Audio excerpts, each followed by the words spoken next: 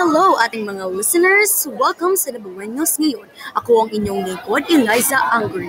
Ngayon ay ating pag-usapan ng tungkol sa Program for International Student Assessment kung saan sinusuri nito ang kalidad ng edukasyon na isinasagawa sa buong mundo. Ang PISA ay sinasagawa tuwing 3 taon na may layuning masukat ang kakayahan ng mga kabataang estudyante sa pagbasa, matematika at agham.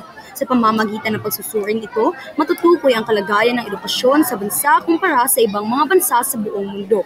Sa kabila ng mga hamon na dulot ng pandemya at iba pang mga pagsubok sa sistema ng edukasyon, ang resulta ng PISA 2022 ay nagdulot ng pagkabahala dahil sa kahinaan ng mga kabataan sa mga pangunahing aspeto ng kanilang kaalaman at kasanayan.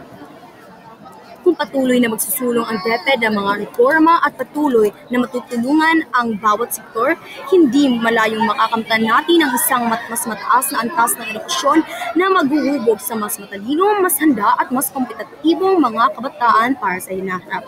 Ang PISA ay hindi lamang isang hamon kundi isang pagkakataon para sa pagbabago. Muli ako inyong lingkod, Eliza Anguri.